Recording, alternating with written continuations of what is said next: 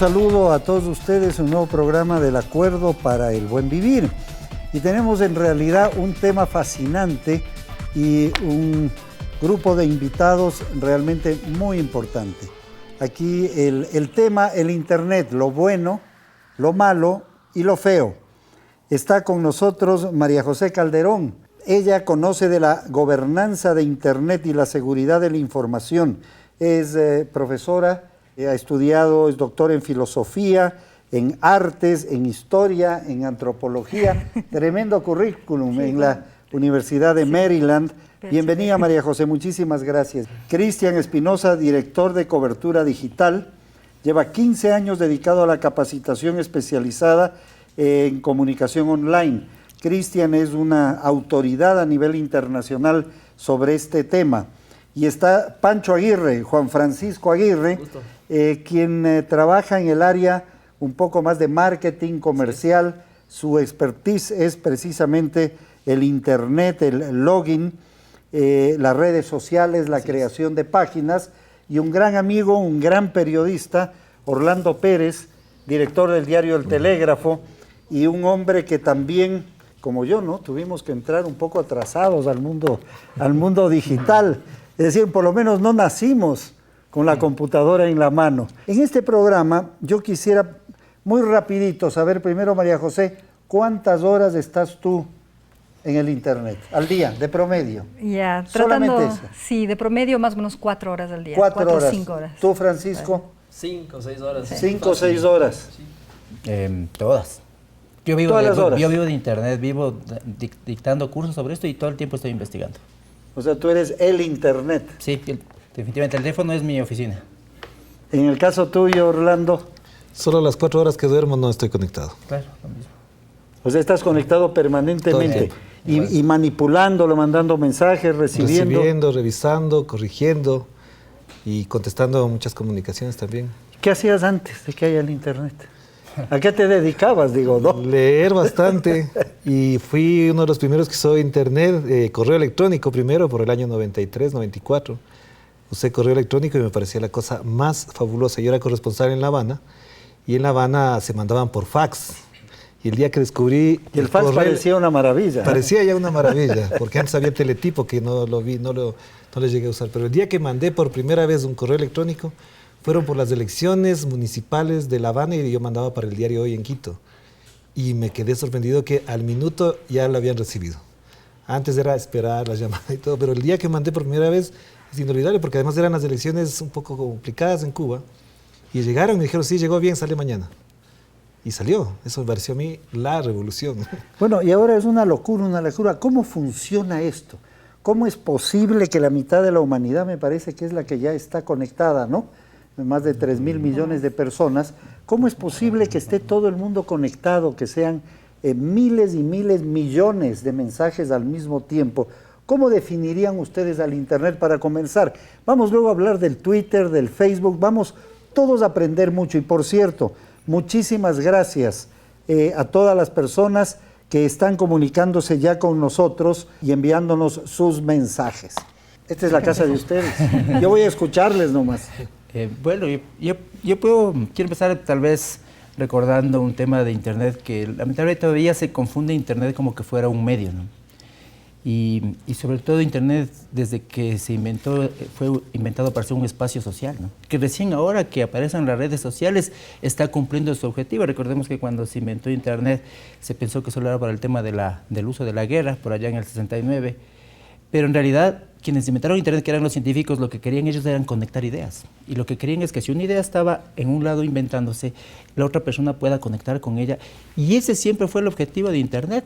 Por eso yo siempre recuerdo que Internet no es un medio, sino que es un espacio social, y por eso es que es un error, entre otras cosas, utilizar Internet solamente como... Por eso se llama Internet, además. Claro, es una red, pues, ¿no? Es una red, ¿no? Y yo creo que por ahí es importante empezar, para de ahí todas sus derivaciones en los diferentes campos que hoy se están aplicando, específicamente el tema de redes, donde se piensa que Internet es solamente de publicar, de hacer propaganda, de hacer política solamente de ida y no de vuelta. retomando un poco las ideas que acabas de mencionar, que los 3 momentos del Internet, inicialmente esta que fue una instancia, mitad arma, mitad estrategia de supervivencia, ahora se ha convertido en el tercer Internet. El tercer Internet realmente es, más allá de la conexión, es el gran sentimiento global, esa gran inteligencia colectiva que finalmente tiene que ser manejada de alguna forma, si quieren, autorregulada. Y ese es el gran debate en el que vivimos. Si quieren, ya para dar el paso a la siguiente gran pregunta, ¿cuáles serían los riesgos o los grandes problemas del Internet hoy por hoy? Realmente tiene que ver en cómo nosotros, quienes estamos conectados, nos regulamos y somos capaces de dar una propuesta alternativa a la comunicación humana. Y esto va más allá de qué sé yo, el simple diálogo. Lo bueno, lo malo y lo feo del Internet. Pueden comenzar por cualquiera, por el Twitter, por el Facebook. Es decir, ¿qué está pasando? Está modificando la forma de vivir. Tal vez es el elemento más importante al momento sobre lo que está sucediendo a nivel comercial, a nivel social, a nivel de todos los niveles, a nivel político. Sí, es evidente. El tema del Internet ahora es el que no está conectado prácticamente, como decían, todo el día. Puedes perderte de muchas cosas que están sucediendo alrededor tuyo. ¿Cuál es el riesgo y cuál es puede ser lo negativo, lo positivo del Internet? Es que ya es una cotidianidad que tenemos con esta herramienta.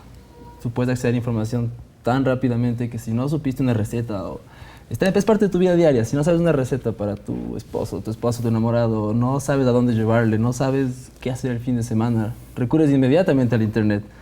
Y ya dependes mucho de la conexión que tengas. En mi caso, que manejamos, por ejemplo, mi empresa, redes sociales, las empresas, las personas están conectadas más que nunca. El feedback que tienen las empresas con sus consumidores, el acceso a la información por parte de los consumidores se ha hecho muy dependiente. Se acaban los periódicos, se acaba la radio, se acaba la televisión. Están haciendo una nueva forma de comunicación. ¿Hacia dónde vamos? El tema va por 2 vías. A mí me parece importante lo que mencionas en esta parte y voy a empezar con la anterior solamente para mencionar que esta gran revolución digital de la que se habla evidentemente ha colocado en una dimensión temporal la vida cotidiana que nadie se imaginaba. ¿Qué quiere decir esto? Que todo ocurre en tiempo real. Antes a la gente le pasaban las cosas, pero nadie se enteraba de lo que le pasaba a la gente. En este caso, nace el hijo de Messi, el día en que nace, la hora en que nace, todo el mundo se entera de que nació el hijo de Messi. Si el hijo de Pelé en los años 60 nacía, se enteraba la gente 2 meses después, 3 meses después, o no le importaba a la gente. Entonces, las cosas sobre todo han afectado la vida cotidiana y la rutina de la gente. Y eso me parece que es una transformación profunda, como podría compararse cuando se inventó la imprenta, que cambió la vida intelectual de la gente profundamente. Y en el campo del periodismo yo diría que uno de los factores más graves que tenemos quienes hacemos periodismo impreso todavía, a pesar de que tenemos una plataforma digital también, por supuesto, pero quienes hacemos periodismo impreso... Debes sentirte como en la época de Gutenberg y tú a veces. Exactamente, así es. Dice, los que todavía hacemos periodismo impreso. Y cuando ocurre eso es que nosotros estamos siendo transformados por esa temporalidad de los acontecimientos. Nosotros no podemos salir con la noticia, ganó el Barcelona al Real Madrid 1-0. Porque todo el mundo vio el partido y sabe que salió. Lo que nosotros es decir, está ganando 2-1, faltan 3 minutos. En cambio, el otro día, ¿cómo salimos con el periódico? Es la pregunta. Entonces, me parece que el reto fundamental del periodismo en general, creo que es explicar los acontecimientos que ocurren en la vida cotidiana de la gente en tiempo real. Y ese es un reto que atraviesa por 2 lados, el institucional como periódico, como medios en general, y lo segundo como periodistas. Porque te voy a decir una cosa que es grave además, que yo le he repetido 2 o 3 veces y cuando la digo la gente reacciona un poco rara, un poco extraña. Ya nosotros no tenemos como competencia a los otros periódicos ni a los otros medios. Así es. Nosotros tenemos como competencia a los mismos actores de la noticia y también a las empresas que hacen eso. Porque si Claro, Movistar o cualquier empresa quiere anunciar un cambio de su oferta, no necesariamente publica en el diario o en la televisión, lo hace en su página web y a través de redes sociales. ¿Y nosotros qué tenemos que hacer entonces? O un político o un deportista que quiere proponer algo, evidentemente sale en este instante y lo señala. Sí, sobre el tema del futuro, bueno, por ejemplo, no solamente la prensa se ve complicada, ¿no? En su forma tradicional. En su forma tradicional, ¿no? O sea, los diarios, para mí realmente lo tienen los días contados. O sea, no hay nada que hacer. O sea, el diario, el que circula día a día. Pensar que nuestros hijos que hoy están en las tablets todos los días van a leer diarios de papel de aquí en 10, 20 años es algo que está allá, y además que eso lo saben los medios. No debería decirlo aquí, pero lo mismo está pasando en la televisión. Claro. Eso iba a decir. Estaba viendo un mensaje aquí Sí, que se ven ya en Estados Unidos más televisión por YouTube que por las cadenas de cable de televisión. El último estudio por las indica cadenas, que, no los el último estudio indica que el consumo... No, ni siquiera la abierta, sino el TV cable. Sí. Más se ve el último estudio YouTube, de consumo de noticias de Estados Unidos ya empezó a cruzarse la línea de internet con las de las cadenas, grandes cadenas de cable en el consumo, y está así. Que también pasó ya con el móvil y PCs, ¿no? Ya móviles se fue para arriba y PCs también ya empezó a bajar. Pero DirecTV está nerviosa. Por eso todos ellos, porque ya está como en el aire los canales, cada quien hace un canal de televisión. El fenómeno de los youtubers, por eso es, ¿no?, que se ha dado este fenómeno de los youtubers, de estos canales de chicos jóvenes que con sus propios medios tienen 10 millones de suscriptores y tienen su propio trabajo, con cada video de 5 millones se calcula más o menos a $1,000 por cada millón de vistas. Y son auspiciados por muchas marcas. Ellos reciben, por probar un teléfono celular, hasta por darle un martillazo al teléfono celular ya generan una ganancia, y es justamente hablar de temas que pueden ser muy comunes a veces. Yo ya estuve por aquí recientemente, que es una de estas ahora conocidas youtubers famosísimas que estuvo por acá. También el fenómeno de Enchufe. Mira este dato. En YouTube, para comenzar con eso, espérense nomás que ya mismo entramos al Twitter y al Facebook, esos ya son los pesos pesados, pero miren en YouTube, cada mes se visualizan 6,000 millones de horas de video en YouTube. Directamente en YouTube, el equivalente a que todos y cada uno de los habitantes del planeta Tierra visualizaran 1 hora de video al mes, ¿no es cierto?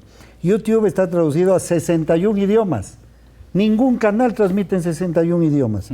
Cada minuto se suben más de 100 horas nuevas de video al YouTube, por minuto. Es una locura lo que está pasando. Y la ventaja es, tienes algo para todos. Puede ser cualquier persona de cualquier edad entra, pero tienes algo para ti. Es la ventaja, esa es la reacción de la gente y el acceso que tienen a cualquier tipo de videos, a cualquier tipo de información. Hay quienes dicen, vamos al corte, además no hay cortes comerciales si quieren. Tú lo aprovechas en cualquier momento. Consumo el momento que quiero, por cierto, todo esto está ya también en YouTube, está por todo lado, porque si no, no puede ser. Muchas gracias a todos quienes están enviándonos sus informaciones al hashtag Acuerdo Buen Vivir. Participen ustedes con sus ideas, con sus propuestas. ¿Qué vamos a hacer? ¿Qué es lo malo del Internet? ¿Qué es lo malo del Twitter? Hay quienes dicen, Orlando, que son armas de destrucción masiva, ¿no es cierto? Que es más lo que se destruye que lo que se construye. ¿Cuál es la verdad? Enseguida.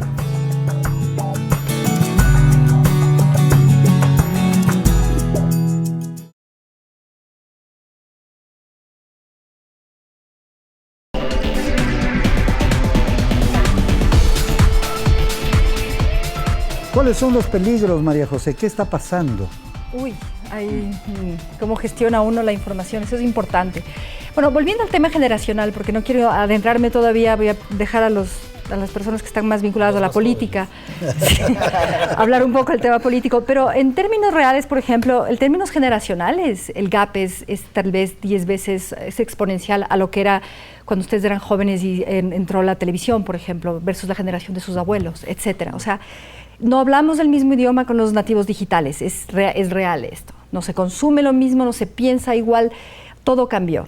Este cambio de chip, si ustedes quieren, afecta todos los aspectos, no solo de la vida cotidiana, sino ya cuestiones un poco más complejas institucionales.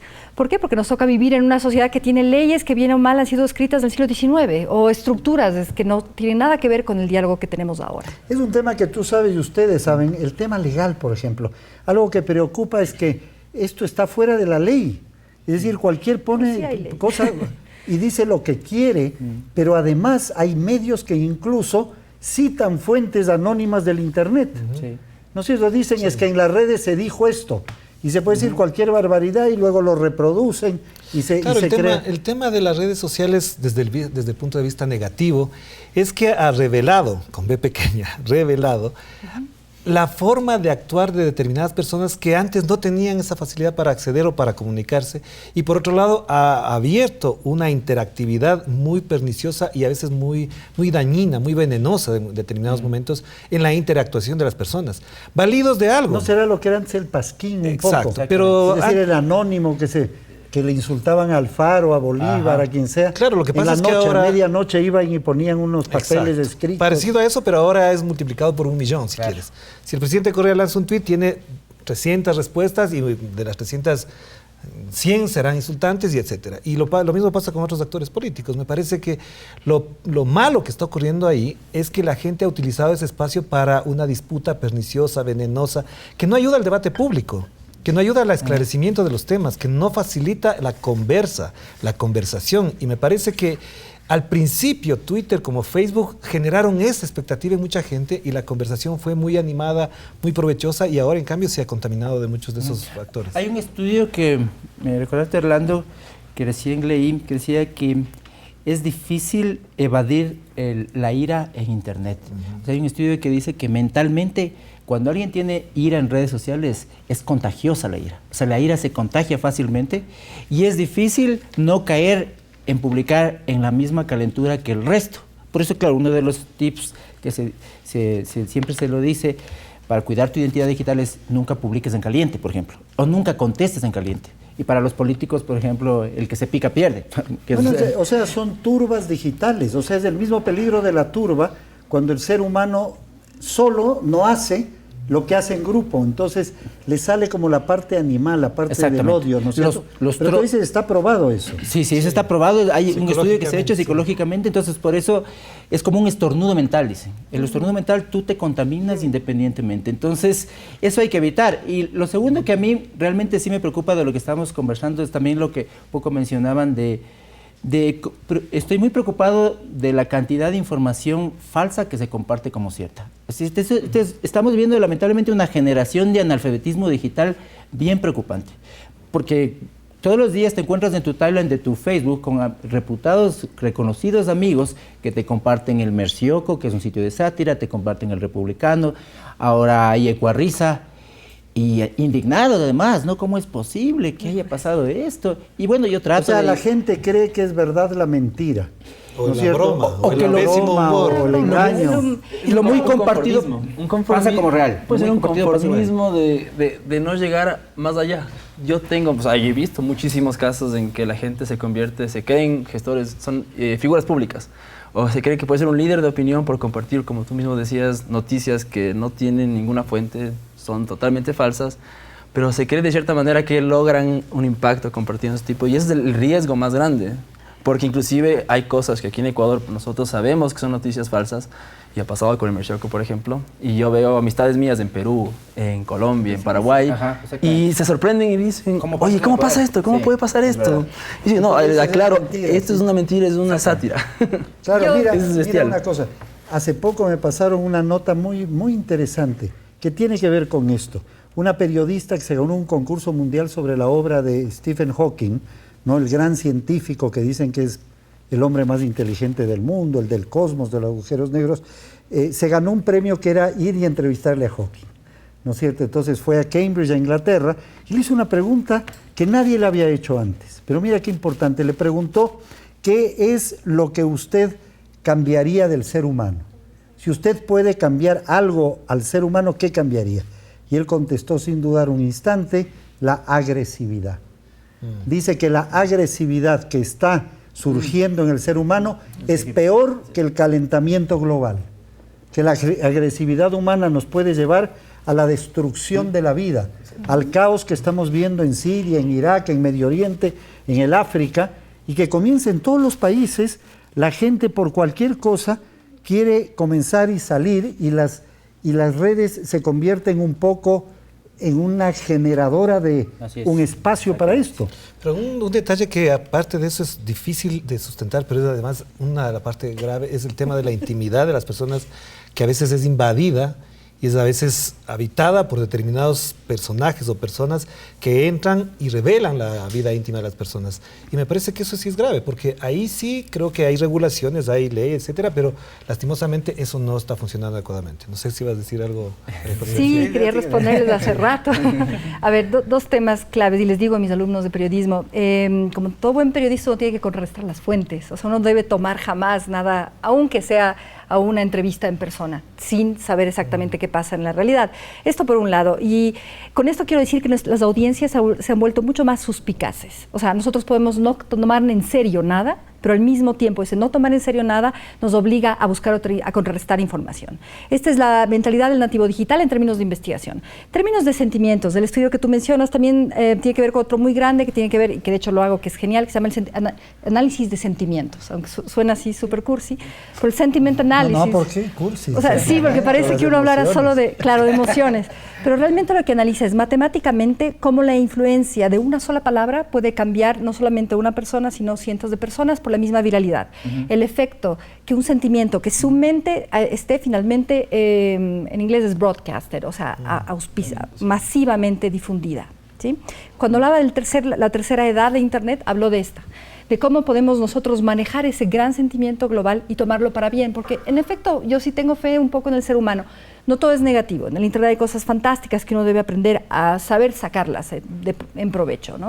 Pero como es que lo que más se usa es lo negativo. Y aquí viene el tema. No, pero lo que pasa es que uno es tan nuevo todo esto, es tan genial y al mismo tiempo es tan asustante ver en tiempo real noticias que uno nunca se hubiera imaginado ver.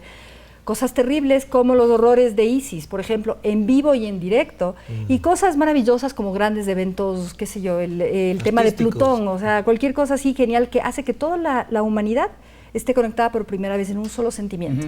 Si nosotros utilizamos esto en forma positiva, o sea, o podemos encontrar las visiones positivas, si quieren ustedes, de las ideas humanas, podríamos hacer mucho. Ese es un tema de gobernanza. Que podríamos discutirlo luego y ya con esto doy la palabra. Pero ¿cómo hacemos? ¿Cómo hacemos? Me parece una buena idea, pero ¿qué hacemos para sacarlo? Dos ideas sobre el tema. La una es que sí, en efecto, hay un estudio también reciente de Facebook que dice que Facebook es una burbuja ideológica, ¿no? Es una burbuja ideológica, porque en Facebook tus contactos, el timeline de tus contactos está dado por el nivel de interacciones que tú tengas con ellos. Por ejemplo, si tú nunca le has puesto un comentario a tu mamá, nunca la verás de tu mamá en Facebook. O sea, tu mamá no es tu amiga. Pero sí verás con los que tú tienes comentarios políticos. Y muchas veces, si solo sigues comentarios políticos de un tipo, parecerá que el país está en ese lado. Sí. Pero ese es el Facebook. Pero lo que tú decías, tenemos otras redes como Twitter, donde tú haces tu dieta tuitera, ¿no? La gente que dice que Twitter no sirve, está un poco confundida cómo funciona Twitter. Porque en Twitter tú decides a quién sigues. En el Facebook, claro, es un problema. En el Facebook las relaciones son emocionales. Si tu tío dice cualquier cosa todos los días y se pelea, y dices, no te pelees, no te vayas a pelear. Como decían antes a los hijos en la escuela, ahora toca decirles a los grandes, no te irás a pelear. Él es tu tío y te toca seguir lo que lee. Pero en Twitter, si tú quieres, le sigues y si no, no lo sigues. Entonces, ahí es donde viene esa parte, ¿no? Tú puedes empezar a crear redes propositivas, empezar a redes productivas. Yo tengo una nueva lista que se llama, por ejemplo, la pueden seguir en mi cuenta @coverdigital, que se llama Lab Media, que es lo que ahora están los medios, ¿no es cierto? Ya un medio que no tenga un propio laboratorio de medios no tiene brújula, está pensando solamente en la coyuntura. Entonces, eso es un poco por ahora cómo ahora se está trabajando, digamos, también la parte propositiva que mencionaba. Claro, ahora como en Twitter, en Facebook, tienes la posibilidad también de tú seguir a la gente. Entonces, ¿qué es lo que he visto últimamente? Es que ya entró un periodo de maduración en Facebook, por ejemplo, y la gente ahora sí está empezando un poco a depurar sus contactos. Entonces ya se dio cuenta de que no quieren seguir a todo el mundo, porque se dan cuenta que ya no piensan lo mismo que tú, tampoco quieres pelearte y dices, ya no le sigo. Puedes dejar de seguir por suerte ahora. Exacto, puedes dejar de seguir ahora porque es ya que no puedes vivir. Si tienes 500 mensajes que te están llegando cada segundo, ya deja, o sea, la capacidad humana no alcanza, ni para un fragmento de lo que se tiene ahí. Y eso puede llevar al cansancio. Es lo que la gente se fatigó un poco, y por primera vez estoy escuchando a la gente que dice, estoy limpiando mi lista o estoy ya escogiendo a quién quiero seguir, a quién no, o se están cerrando porque dijeron... Hay gente que ya se fue de Twitter, hay gente que se fue de Facebook. Conozco a 2 o 3 personas muy reconocidas que dijeron, hasta aquí llegué, cerró su cuenta, se fue y pregunta de vez en cuando vía correo, ¿cómo vas? ¿Qué tal? ¿Cómo estás? Bien, todo bien, y hasta ahí llegó. Pero eso que es lo que señalas tú, Pancho, el tema de la saturación viene porque esa gran apertura, esa gran democratización, en algunos aspectos se entendió bien, en el lado científico, en el lado informativo general, etcétera, pero en el lado interpersonal se entendió muy mal. Es muy Oye, invasivo, Cristian, uno me se siente invadido. dicen también que está modificando el cerebro humano. Exacto. Es decir, que hay Las rutinas que los hablabas hace un rato, circuitos sí. interiores ya son otros, son diferentes. Las conexiones que hay cosas haces. que ya no podemos hacer. Los nativos Antes te emocionabas digitales. por una cierta conexión que hacías así. Ahora hay emociones que no son así, son de millones de conexiones que haces en un instante. Y eso, por eso Obama propuso al Congreso, no me acuerdo a quién exactamente, $20 mil millones para entender el cerebro humano, no solamente por lo que está pasando en redes, sino porque recién vamos a conocer qué comportamiento está revelándose con el cerebro en estas condiciones. Sí, a nivel de interpersonales, de relaciones, hay bastantes estudios en que ya demuestran que ya el contacto personal y el contacto por Facebook de mandarte yo un mensaje en tu muro, te tagueo en una foto, causa el mismo estímulo de felicidad que estar con una persona al lado. Entonces llegamos al punto en que la parte virtual y verdadera te va a generar el mismo sobre eso mismo, solamente impacto. para la idea, también se hizo un estudio en el cual, en la parte propositiva de las redes, se verificó que la gente tiende a hacer lo que hacen de acuerdo a los grados que hay, ¿no? Estos grados que hay en las redes. Por ejemplo, si tú tienes mucha gente que está amargada en el Facebook, es posible que estés amargado. Si tú tienes gente que está haciendo dieta o que es deportista, es posible que tú quieras salir a correr. Entonces también es un poco empezar a hacer un filtro que dijimos, ¿no? El filtro de tus amigos, pues a quién estás siguiendo, empieza a hacer tus filtros. ¿Y qué impacto tiene? Entonces, Esto es como cuando te llega una mala noticia y le cortas. Me dicen, las chicas están ahí, corten, que se pasaron del tiempo. Pero regresamos porque está fascinante esto. Yo quiero escucharles, ¿qué pasa con el amor? ¿Qué pasa con los amores, los amores de Virtuales. internet, los amores virtuales? Mi enamorada ¿Pueden conocí en Facebook. reemplazar? ¿Tu enamorada? Ahora ¿La conocí conociste? en Facebook. Claro, ¿y cómo te va? ¿Cómo te va? Muy bien, hasta ahora no Pero le he hasta visto ahora no la conoces. No la conozco todavía. No, ya le conozco. Lo que pasa es que todavía no le conoce. Regresamos enseguida.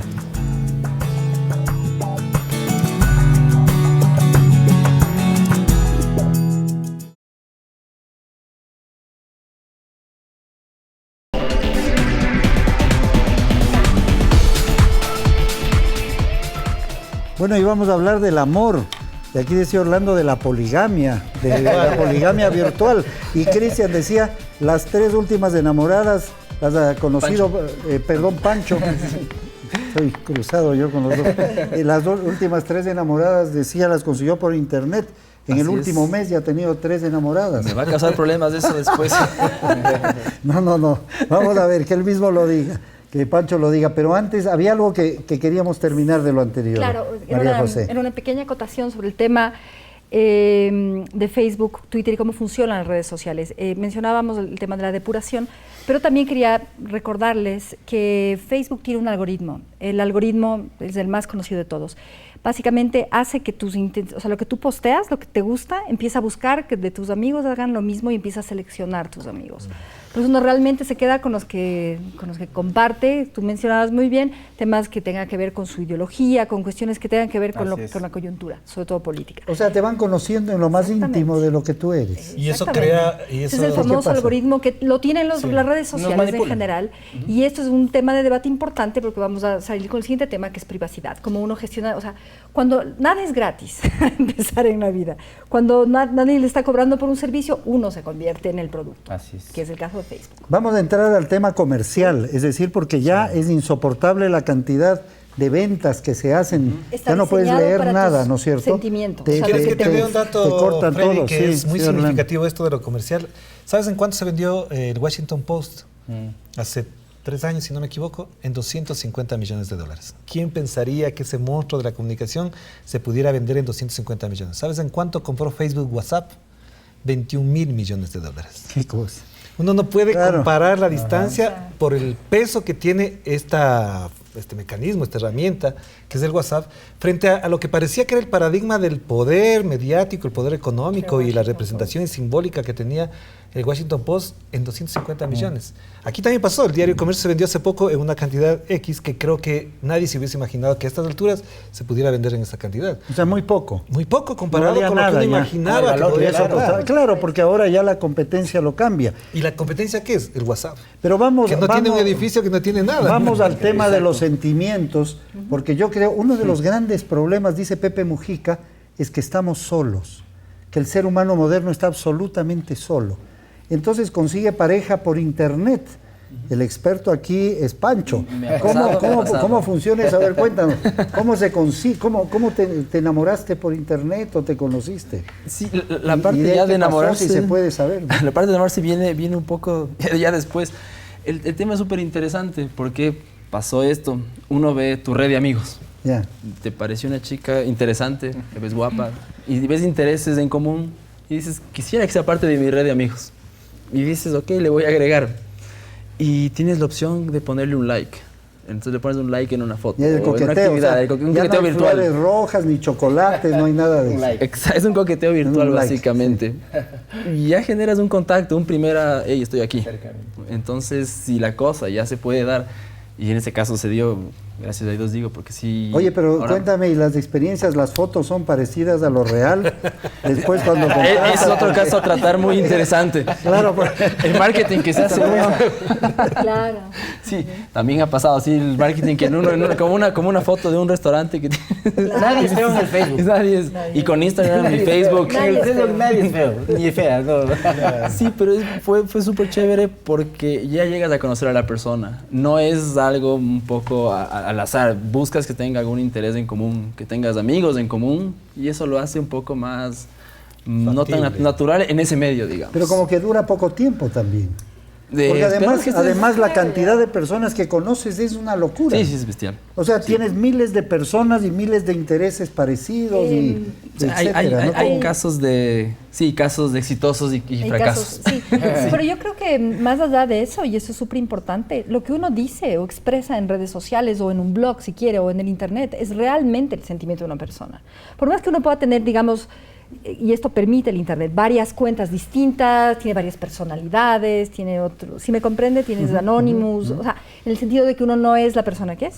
Sin embargo, todo esto refleja realmente una realidad. ¿Cuán verdadero es el que está en el internet? ¿Qué crees tú? El que es la persona pero lo es. No asume una personalidad para los que están allá. ¿Qué opinan ustedes? No, yo creo que ahí hay una máscara, como ha ocurrido siempre en la vida, en la exposición pública. Una máscara hay más una representación, hay una representación pública que uno hace de esas cosas.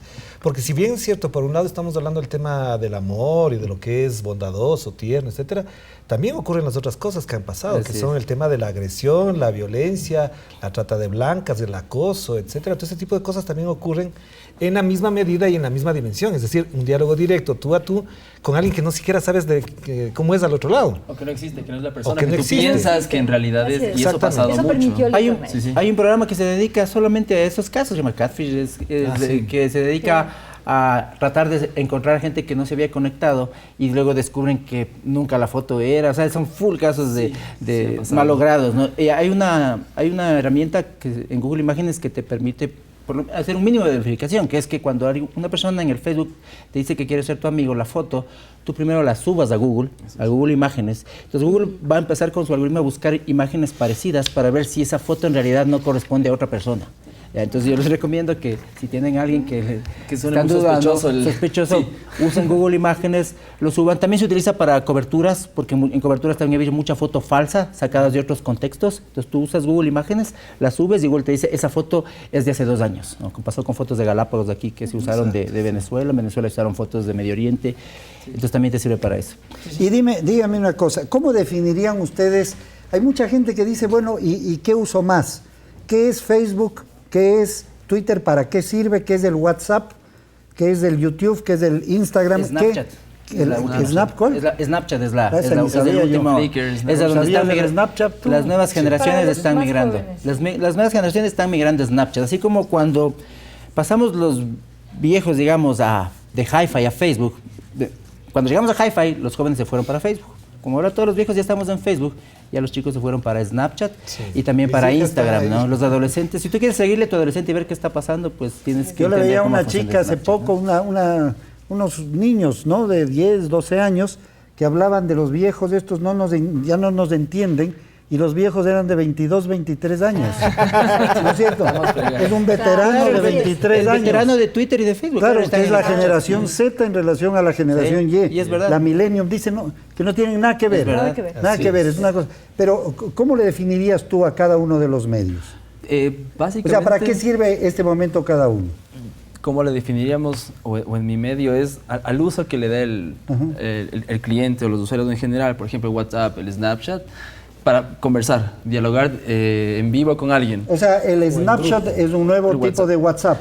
Sí, tiene la funcionalidad de que puedes enviar información que se borra automáticamente. Automáticamente. Pero solamente Y eso es chateas peligroso, con puede ser fotos. peligroso O sea, también. mandas una cosa y Solo desaparece. fotos. Sí. Video Videos y Video. fotos. Video también. Videos Solo y fotos. imágenes, quiero Video decir también. que es un tema de visualidad ahí. Es muy visual. Es súper, Sí. súper peligroso en muchos sentidos para cuando son para jóvenes, por ejemplo. Sí, el uso que se le ha dado, sí se ha prestado A los para jóvenes les que gusta porque sea tú Se- pones mensajes que se autodestruyen, ¿no? Pero parecería que se autodestruyen. Parece Pero que podría en sacar alguna una parte se captura. guardan. Podrías- Esto es Guardar. como la seguridad que uno pone en la casa. El rato que pusiste la seguridad, el ladrón ya sabe cómo quebrar esa seguridad. Entonces Snapchat tiene la posibilidad de que se borre la información, pero ya existen programas que Que respaldan. guardan la información. ¿Tú crees, Orlando, que en algún lugar del mundo, de estos centros de inteligencia, aplastan un botón y ponen Orlando Pérez y saben más que el mejor de tus amigos, tus gustos, tus ideas, con quién No te tenemos conectas, eso ya. Yo qué quería, piensas, qué crees? yo no ¿Qué quería está pasando? mencionarlo, pero Hacking. evidentemente con Julian Assange, Edward Snowden y el soldado Manning partió una nueva discusión. Es hasta dónde todo esto que está pasando está violando nuestra privacidad y en dónde se está acumulando la información y conservando la información de todo lo que hacemos. Y ese creo que es un tema de discusión universal, no siquiera regional, es de una discusión universal. Hasta dónde determinados organismos, agencias, gobiernos, empresas están acumulando información que nosotros ni siquiera sabemos. Bien sea para comerciar productos, etcétera, pero también a otras para actuar políticamente o militarmente, como ha pasado con determinadas organizaciones terroristas en Medio Oriente y el propio Estados Unidos. Y ese aspecto, me parece, de las redes sociales, si bien es cierto, contribuyen a una mejor conexión e interactividad, también está dando lugar a una discusión pública de cierto control y regulación por los usos militares, comerciales que se están haciendo. Creer que los smartphones se crearon solamente para que entremos a Twitter, a Facebook, definitivamente es ser ilusos, ¿no? O sea, desde antes de esta denuncia de Hacking Team, ya se sabía que los teléfonos pueden ser usados de cualquier parte en forma remota para grabar, por ejemplo, esta conversación sin que nosotros nos enteremos. En los libros de Assange dice claramente que cuando ellos se reunían, ponían los teléfonos en los microondas. O sea, no había reunión sin que el teléfono esté en el microondas. ¿Por qué? Uno decía, estos tipos O sea, tú dices, es verdad que así esté apagado el teléfono. supuesto. Eso he conocido yo varias veces que han dicho, porque personas me han informado a nivel internacional que algo que sabía una sola persona y que habló una persona de absoluta intimidad salió en la prensa. Tiene monitoreo. Salió en la prensa después de un tema político en un país que no es el Ecuador de altísimo nivel. Es decir, ellos pueden conectar todo lo que tú haces o dices a través es objeto de monitoreo, eso es definitivo. Decían que lo que puedes hacer es sacarle la batería, que ahí no pueden. Yo digo mejor, si van a estar en un tema de clasificado, mejor recurre al anterior teléfono, al Nokia, al no smartphone, y con ese puede ser que tengas un poco de más garantías. Cualquier smartphone hoy puede ser objeto de... Hay algo en el Internet que yo creo que se salva, por lo menos yo le tengo mucha admiración. Es este trabajo sin publicidad y con trabajo voluntario que es el Wikipedia. Yo creo que el Wikipedia es una fuente de información fenomenal, ¿no es cierto? Salió hace pocos días en The Guardian un artículo que dice el fin del capitalismo. El capitalismo está llegando a su fin debido precisamente a la información compartida que ya no pueden ni las transnacionales controlar, ni cobrar, ¿no? Ni los gobiernos. Claro. Entonces que se está creando una inteligencia compartida que rompe todas las patentes, porque el ser humano se comienza, y el Wikidoo me parece, o WikiHow, cómo se hacen las cosas.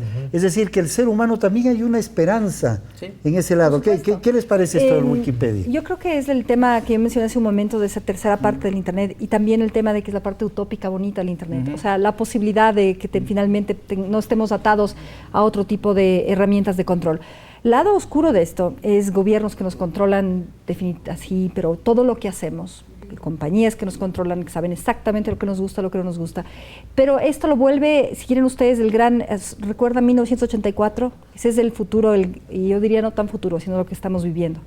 Y eso obliga a que la ciudadanía finalmente tome una acción positiva y que esté directamente involucrada sobre su información, sobre su privacidad, y que controle y que observe directamente las acciones de los gobiernos, que sepa transparencia. El Internet lo que hizo es transparentar todo, y esto es genial, es parte de la utopía. Por eso les decía un momento, todo esto entra en conflicto. Cuando nosotros tenemos leyes que fueron escritas hace 200 años o qué sé yo, y que no tienen mucho que ver con lo que estamos viviendo ahora. Y eso hay que tomarlo en cuenta. Yo creo que hay una cuestión también de fondo, porque el espíritu de esas leyes de 200 años tienen que ver con la esencia de la humanidad y no necesariamente con los procesos tecnológicos de la humanidad. Pero no para el control de los ciudadanos, o sea, no para observarles y controlarles. ¿Y cómo controlaban en la Revolución Francesa a los ciudadanos? No había Jacques Timo, o sea, cortaban la cabeza. Pero había otras cosas. Pero había una guillotina en esa época. Pero no queremos guillotina, hemos evolucionado eso, el Internet es genial. Pero no es que las leyes de hace 200 años eran...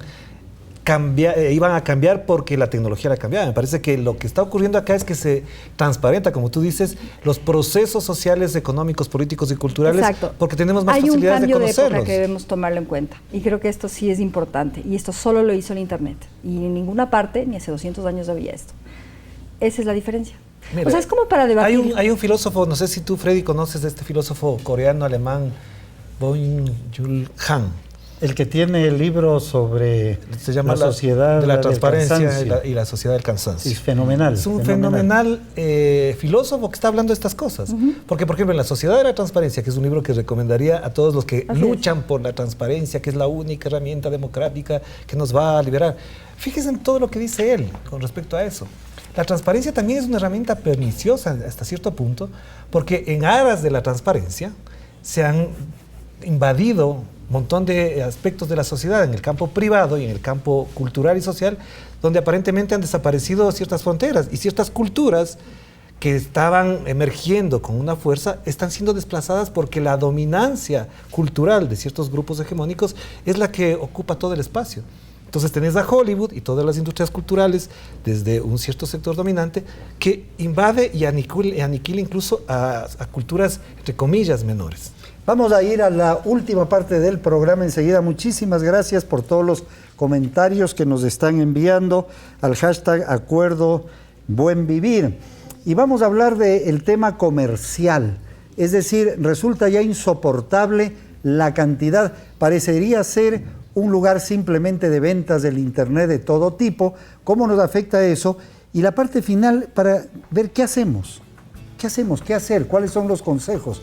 ¿Cómo puede el ciudadano pequeñito, indefenso, solito, con su celular, cambiarse él y cambiar el mundo?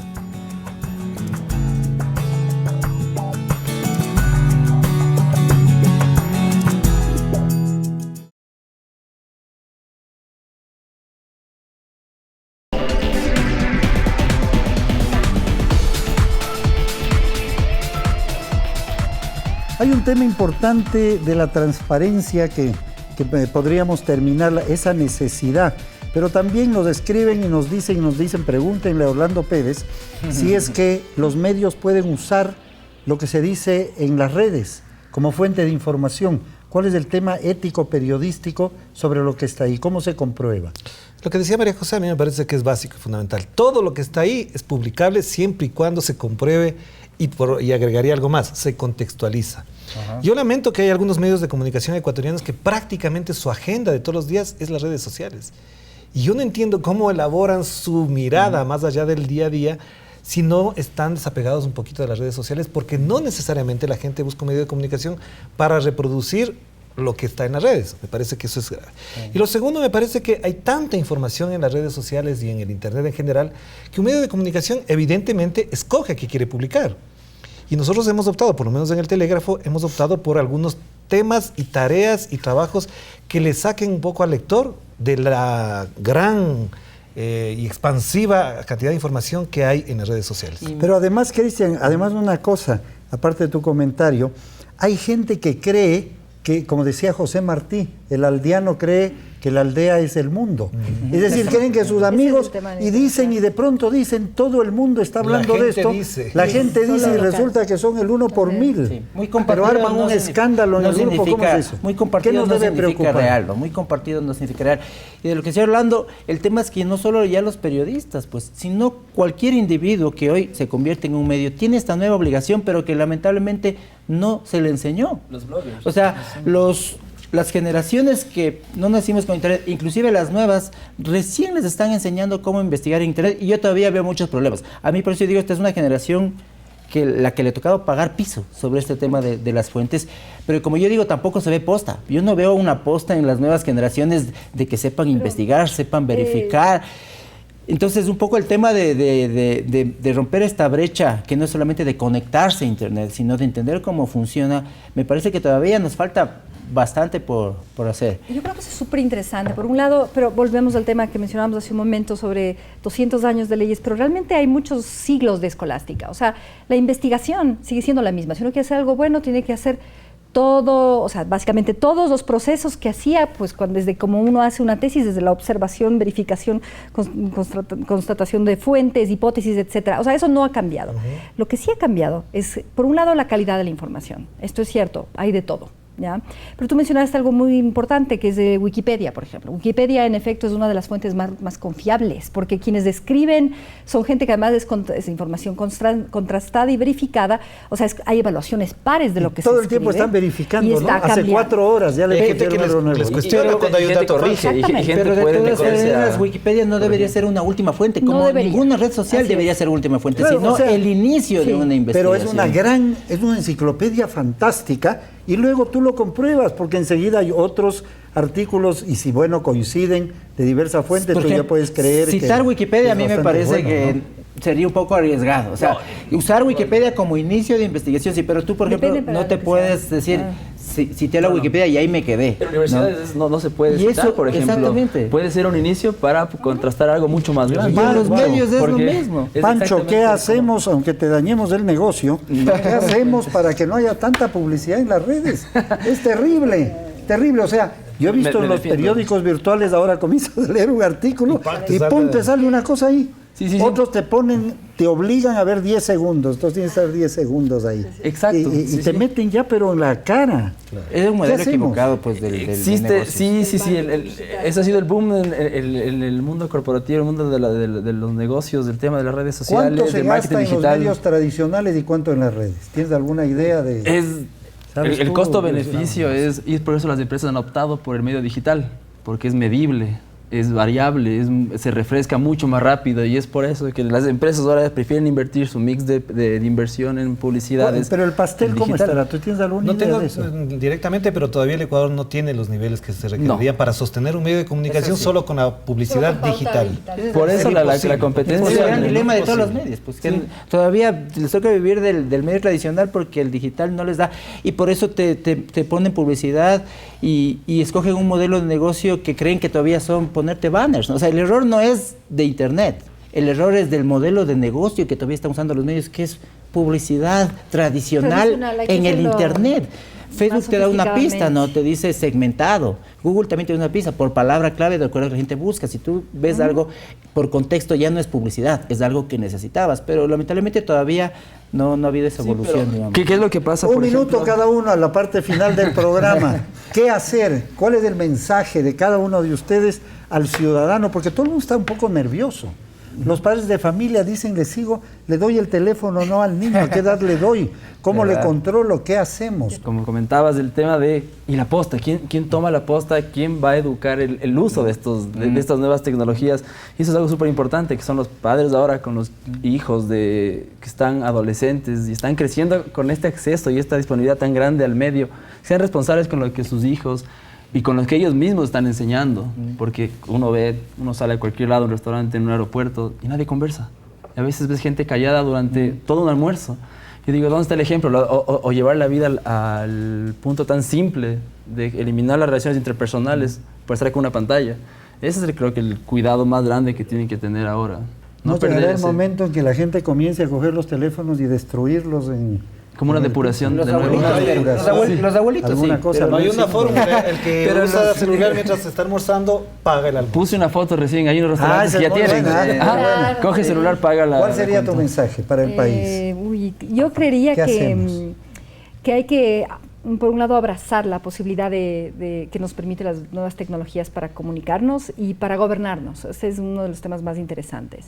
El tema que más me interesa, por ejemplo, temas de gobierno abierto, hablan de una tercera generación también en el que la ciudadanía finalmente incluye todo su conocimiento hacia el desarrollo de un bien común. O sea, yo sí tengo mucha fe en la humanidad todavía. El buen vivir.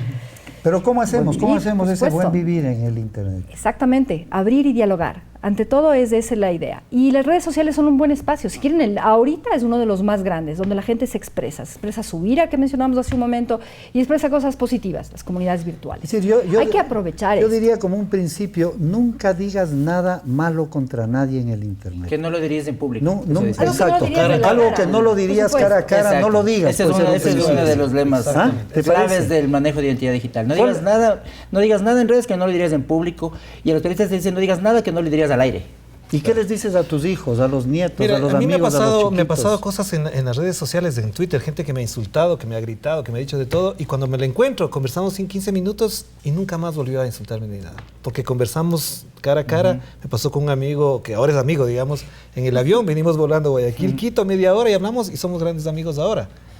Y eso es bueno, porque efectivamente él me trataba muy mal en el Twitter y después cambió. Pero yo lo que quisiera recomendar en este caso es que lo que nos demanda esta situación es aprender, aprender y aprender. Porque no hay otra opción, porque no creo que tenemos la respuesta final, no tenemos la última palabra, no tenemos la varita mágica para esto, creo que todos. Y este programa, en esta condición y en este diálogo franco y abierto, creo que me enseña a mí muchas cosas, supongo que a la teleaudiencia le enseñará, pero sobre todo creo que el diálogo de esta forma y en estos temas y en esta perspectiva ayudará mucho.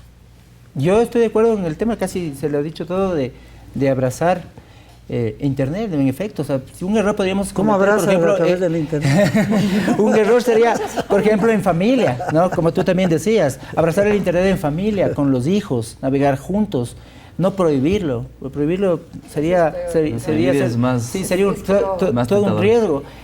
Me parece un poco el tema de la educación. O sea, no hay nada que hacer. Tenemos que primero aprender a autoeducarnos. O sea, los colegios ya tienen que enseñar nuevas formas de autoaprender.